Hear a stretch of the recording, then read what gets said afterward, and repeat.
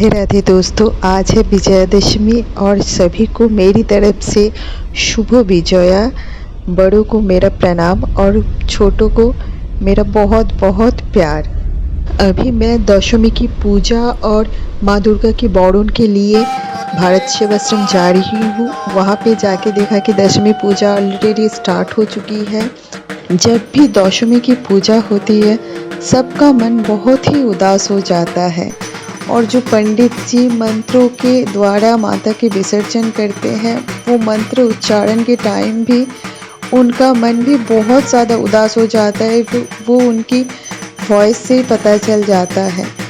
ये 4 दिन तक जितनी लाइट जितना रौनक इस पंडाल पे रहता है, आज के बाद से वो उतना ही सुनसान हो जाएगा, खाली हो जाएगा। दशमी पूजा का जो मेन प्रसाद होता है वो दही चूड़ा का होता है और इस बार मेरी बेटी सबको वो प्रसाद बांट रही है। सप्तमी के दिन मंत्रों के द्वारा माता की प्राण प्रतिष्ठित किया जाता है मूर्ति में और दशमी के दिन दोबारा मंत्रों के ही द्वारा मूर्ति से प्राण विसर्जन किया जाता है। तो प्राण विसर्जन घट विसर्जन के बाद माता की मूर्ति को ऊपर से नीचे लाया गया है ताकि हम सब सुहागन औरतें माता का वरण कर सके, माता को सिंदूर पहना सके, माता को प्रणाम कर सके। और हम सब ने अपने अपनी बौड़ों डाला सजा चुके हैं जिसमें सिंदूर, मिठाई, पान के पत्ते, पान, सुपारी, धान, दुब्बो ये सब रखते हैं जो माता को वरण करते हैं हम लोग। अब एक एक करके जो आंटी लोग थे थोड़ा सा एजेड, वो लोगों ने पहले माता को वरण किया। इस तरह से पान के पत्तों से माता के गाल सेकते हैं, उसके बाद माता को सिंदूर पहनाते हैं, मिठाई खिलाते हैं।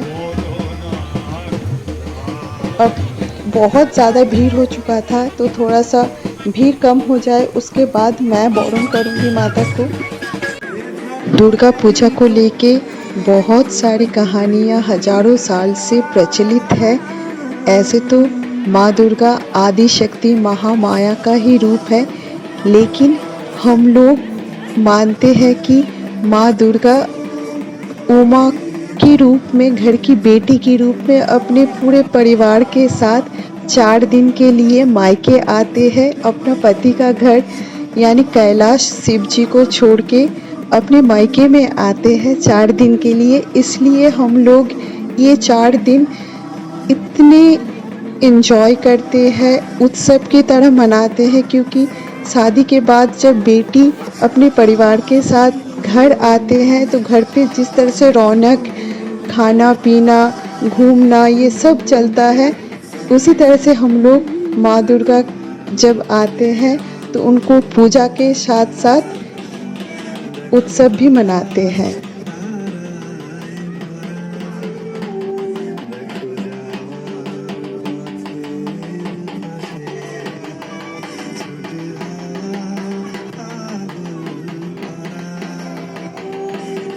माँ दुर्गा को वरण करने के बाद, माँ को सिंदूर लगाने के बाद, माँ के पैरों से सिंदूर को लेके सारे सुहागन औरतें अपने अपने मांग में लगाते हैं और एक दूसरे को सिंदूर लगाते हैं।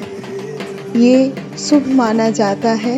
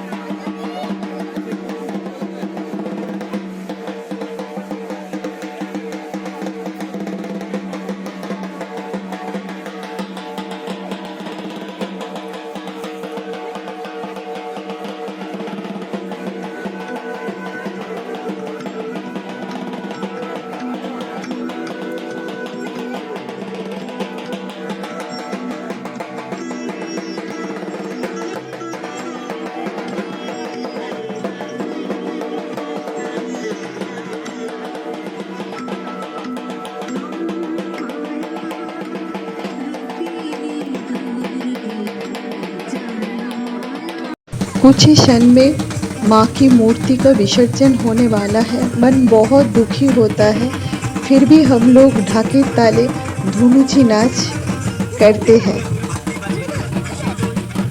और जोर जोर से ये बोलते रहते हैं, आच्छे बछर आबार होबे। क्योंकि हम सभी आदि शक्ति महामाया के ही संतान हैं, तो कैसे माँ दुर्गा को रोते हुए दुखी मन के साथ विदा कर सकते हैं। हम सबको पता है कि माँ कहीं नहीं जा सकते अपने संतानों को छोड़ के, क्योंकि वो तो जगत जननी है। वो हमेशा ही हम लोगों के साथ रहते हैं। और एक साल बाद यानी 365 दिन के बाद माँ फिर से दुर्गा रूप में हम लोगों के बीच आ जाएंगे।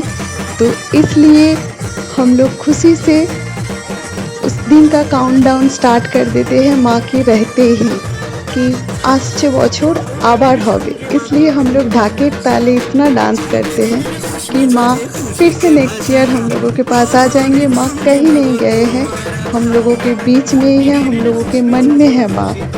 और दुर्गा रूप में फिर से 365 दिन के बाद आ जाएंगे। तो उसका काउंटडाउन आज से स्टार्ट कर देते हैं हम लोग, दशमी के दिन से ही।